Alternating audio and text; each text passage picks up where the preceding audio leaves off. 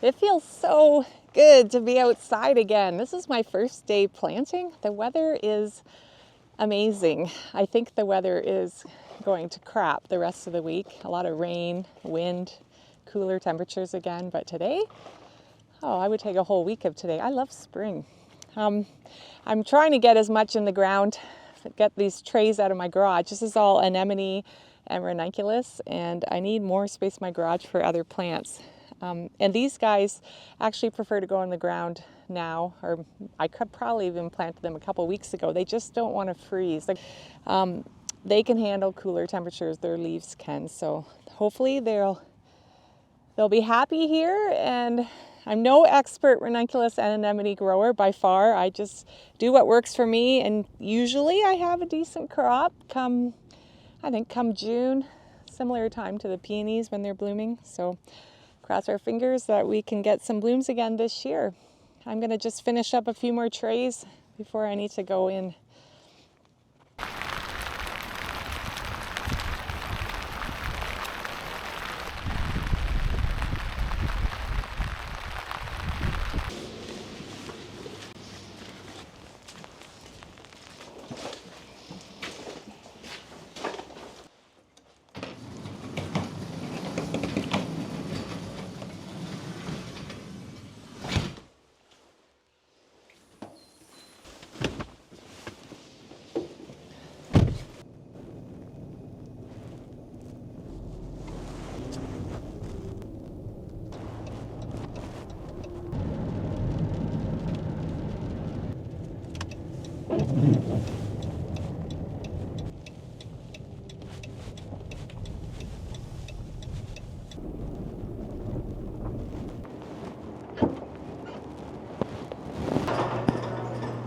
I'll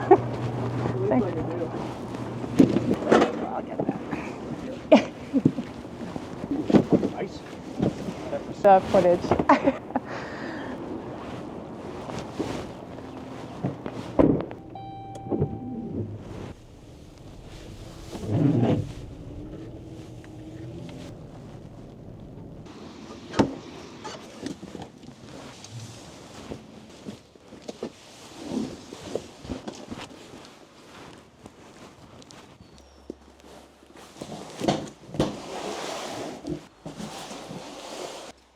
So I order bulbs. I usually get an order in the spring and I get an order in the fall. This is my spring order, and it kind of always feels like Christmas because, shoot, when did I order? I think I ordered in September or October, and to be honest, I forget what I ordered. And I said bulbs, but there might be bulbs in here, but there's also perennials. So this is perennial phlox. Yeah, this is another phlox. Sedum. Oh, this is another phlox. I'm gonna have to look this up. I'm not sure. I don't actually know what this is.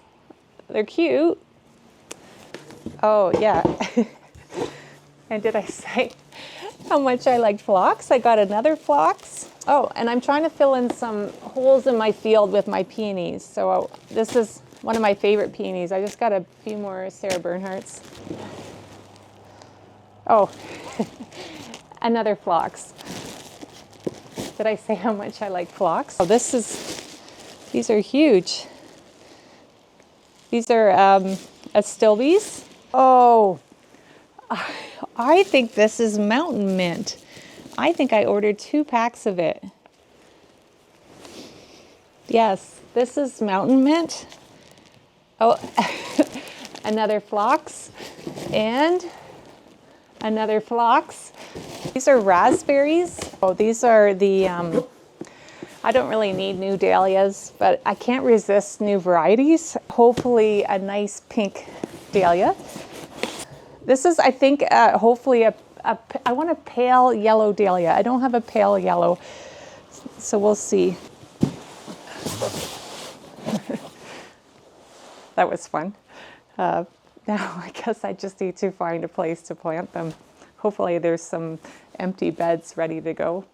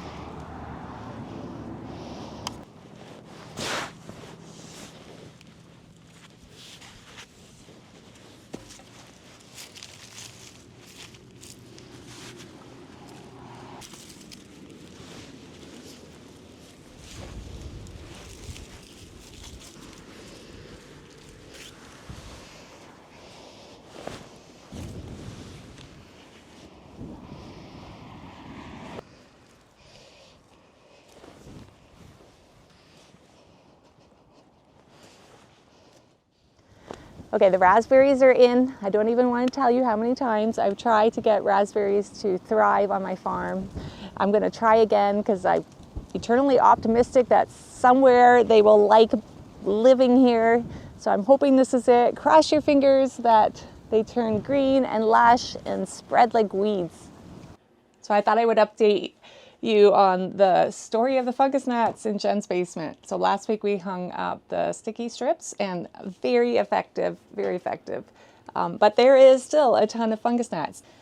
So the problem is, what I've read with fungus gnats is they have a very short life cycle, and they go from egg to larva to flying gnat, I think in a couple weeks. And then they have 2 weeks where they fly around and they lay eggs, and they can lay up to 200 on the low end, I read, up to 500 eggs each fungus gnat.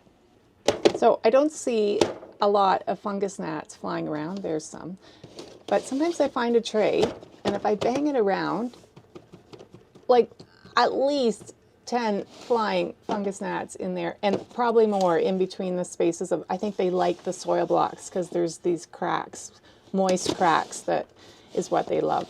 So if I do the math on the low end, if this tray has like 10 fungus gnats, that's potential 2,000 fungus gnats in a couple weeks, continuing to multiply. And so even though the sticky strips are working, I need to up my attack.